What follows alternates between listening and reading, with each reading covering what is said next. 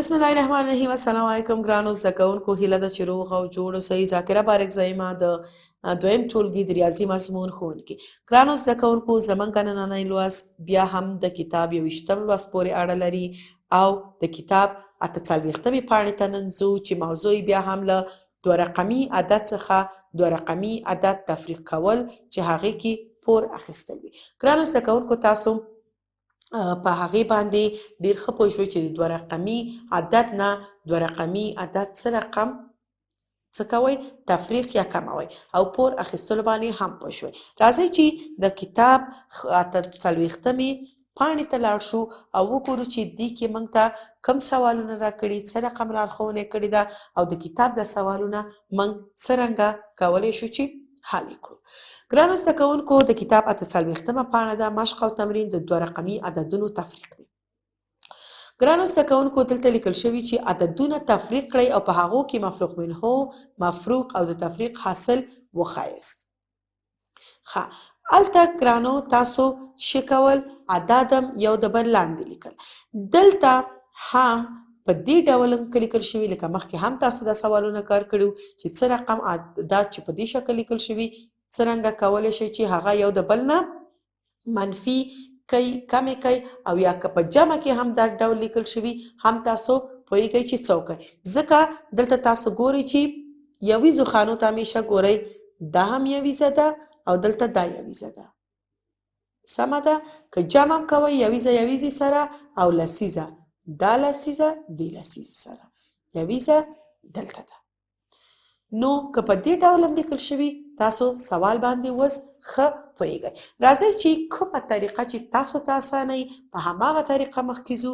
که په دې شکل هم لاړ شئ هیڅ ستونزه نه لري. راځئ چې یو سوال هم په دې ډول ولیکو، حل یې کړو، او هم په هغه بل شکل، یعنې یو عدد د بل لاندې ګورو چې جواب یې څه رقم راوځي، یو شی او که مختلفه. انشاءالله چې جواب به یو شی راوځي ځکه سوال یو دی، صرف د لیکلو طریقې فرق کوي. راځئ چې دلته دا سوال ولیکو او وګورو چې دې کې مفروق، مفروق منه او حاصل د تفریق کوم یو دی. سوال دی چې د 49 نه د 1 عدد منفي کیږي. د 49 نه د 1 عدد کمیږي. ښه ګرانو، دلته اوس کوم عدد چې ډیری او پاس لیکل کیږي موږ اوس پوهیږو چې هغه څه دی؟ مفروق منه. دا عدد څه دی؟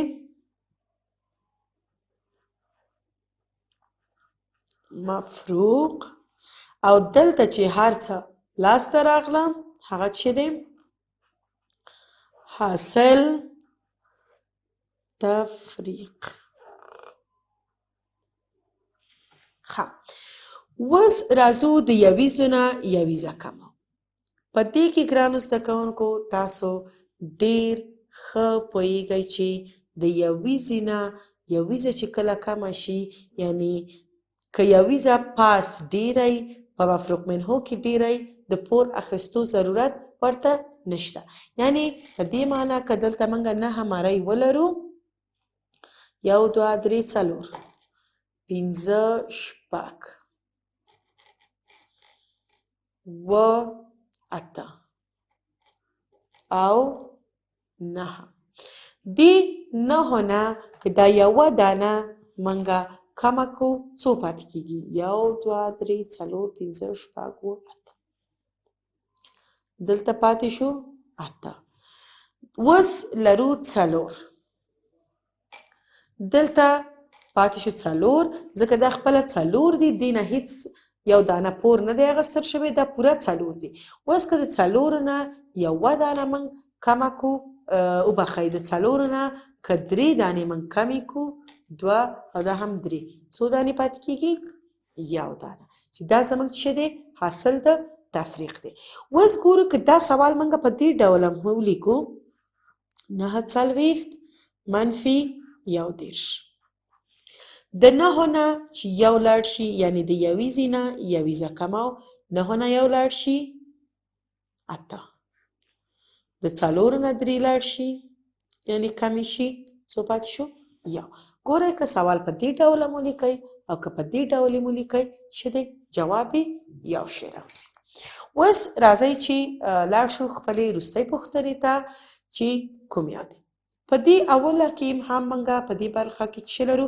د هر یو برخې یو سوال زه تاسو ته کار کوم، نور به پرېږدم تاسو ته چې تاسو هم پرې کار وکړئ. ستاسو به کورنۍ دندې چې څه رقم تاسو هغې کې کولی شئ چې دا سوالونه په څه شکل حل کړئ. راځو دویمې برخې ته چې د 2 نه د 12 عدد منفي کول دي.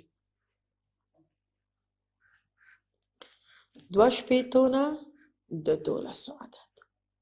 ښه، دلته ګرانو زده کوونکو بیا هم ګورو چې یویزې خانې ډېرې او کمې نه بلکې چې دي مساوي دي. تاسو کم و زیات پیژندلي او د مساوي پیژندنه هم تاسو کړې وه.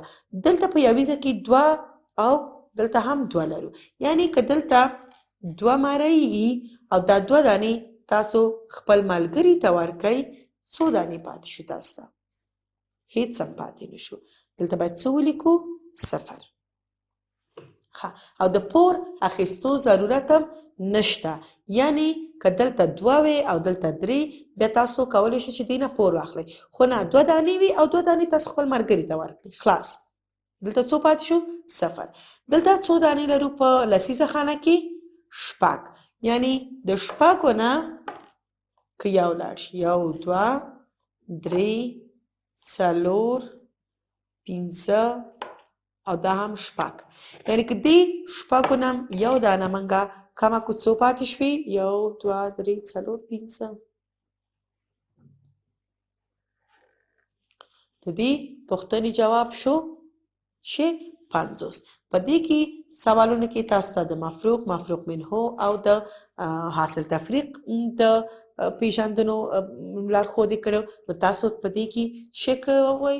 غوښتنه تاسو نه شوې وه چې دا 3 شیان باید تاسو په دې کې وپېژنئ چې دلته دا هم د مفروق منه، مفروق او دا هم شو حاصل تفریق. ښه، په دې باندې هم پوه شو. که دا سوال هم په دې شکل باندې ولیکل شي بیا به هم جواب یو شي. یعنی 2 دا هم یویزه ده، دا هم یویزه. د 2 نه چې 2 ځي 0، د 6 نه چې 1 کمیږي بیا هم 5 چې جواب یې څو دی؟ 50. اوس راځئ ګرانو زده کوونکو چې لاړ شو خپلې د 3مې برخې پوښتنې ته چې ما ویل تاسو ته چې د هر یو برخې نه به زه یو پوښتنه تاسو سره کار کوم. دلته کوم یو عدد دی؟ 50 نه د 19 کمول دي.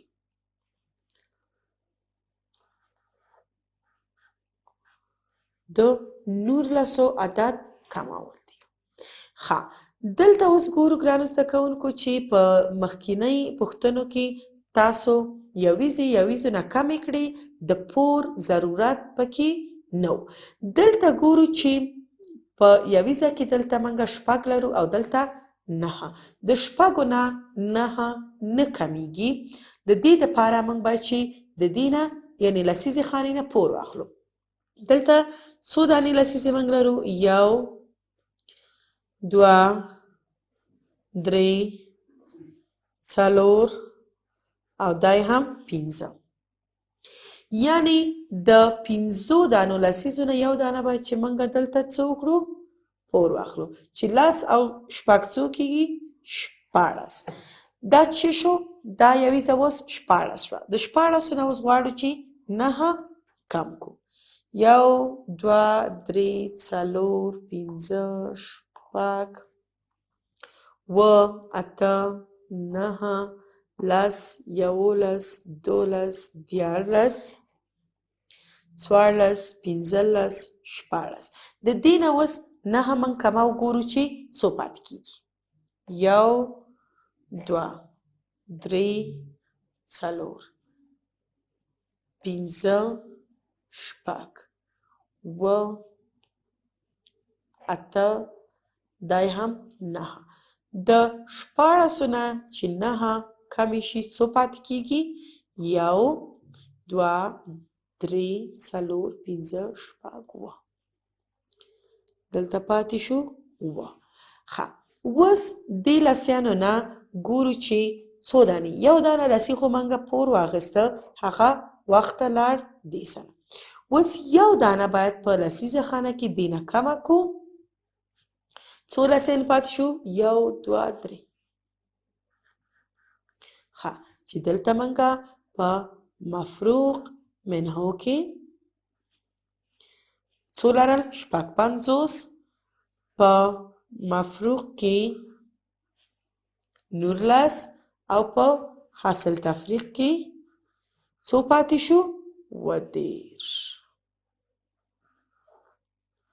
حاصل تفریق کې 20 پاتې شو.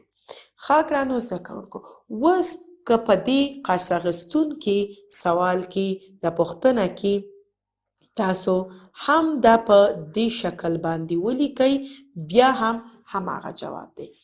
بیا هم 1.6 ده او دلته 9. بیا هم دې نه تاسو باید چې پور واخلئ چې 14 شي د 14 نه چې 9 کمې کوئ بیا هم څه کېږي؟ 7 پاتې کېږي. او دلته په لسیزه کې 4 دانې پاتې شو د 4 دانو نه چې 1 دانه بیا هم کمه کوئ دلته څو پاتې کېږي؟ 3. چې جواب یعنی د دې رقم په لیکلو او د دې رقم په لیکلو کې دواړه څه دي؟ یو شان دي. ښه ګرانو دا هم ستاسو څه وه نننۍ زده کړه وه چې بیا هم د مفروق منحو مفروق او د حاصل تفریق څه پیژندنه وه. دلته په دې هر یو برخه کې بیا هم 2 پوښتنې پاتې دي چې 6 پوښتنې کېږي. دا ستاسو کورنۍ دنده او لاندې هم تاسو دلته څه لرئ په دې چوکاټونو کې څه پوښتنې لرئ چې په لاندې چوکاټونو کې غلط ځوابونه پیدا کړئ. وګورئ چې کوم یو جواب غلط دی او کوم یوی صحیح دی. انشاءالله چې تاسو به په دې باندې ډېر ښه پوه شوي یاستئ او په تفریق کولو کې به هیڅ ستونزه ونه لرئ.